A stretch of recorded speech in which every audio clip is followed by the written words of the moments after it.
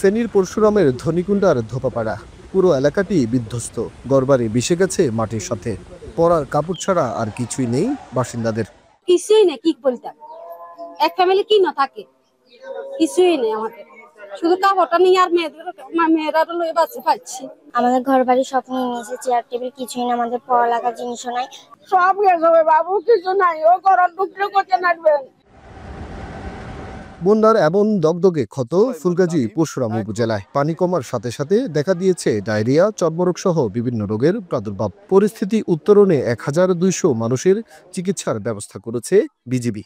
বন্যা পরবর্তী যে সকল রোগগুলা হতে পারে, যেমন হচ্ছে ডায়রিয়া, তারপর হচ্ছে ফাঙ্গাল ইনফেকশন, তারপরে হচ্ছে বিভিন্ন চুলকানি বা আমরা যেটাকে ডার্মাটাইটিস বলি, বা আর এইসব রোগীগুলো আমরা বেশি পাচ্ছি। 2 জন ডক্টর রয়েছে, মেডিকেল বিশেষজ্ঞ সহ, তো এবং পর্যাপ্ত ওষুধ রয়েছে আমাদের কাছে।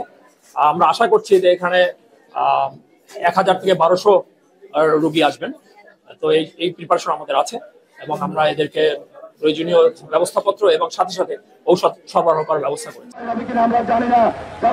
এদিকে ফেনীর উত্তরের কয়েক লক্ষাধিক মানুষের ভোগান্তির জন্য মুহুরী, কহুয়া ও সিলুনিয়া নদীর নরবরে বাঁধ দায়ী বলে জানিয়েছেন স্থানীয়রা।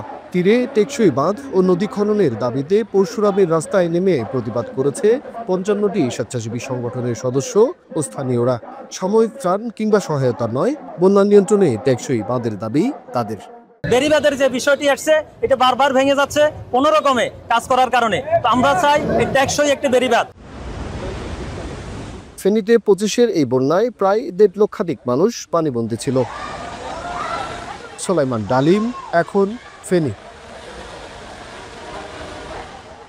সানবিট সব দিবে সামাল। সানবিট ম্যাজিক প্রেস ডিশওয়াশিং এর মাথা ঘোরানো সলিউশন।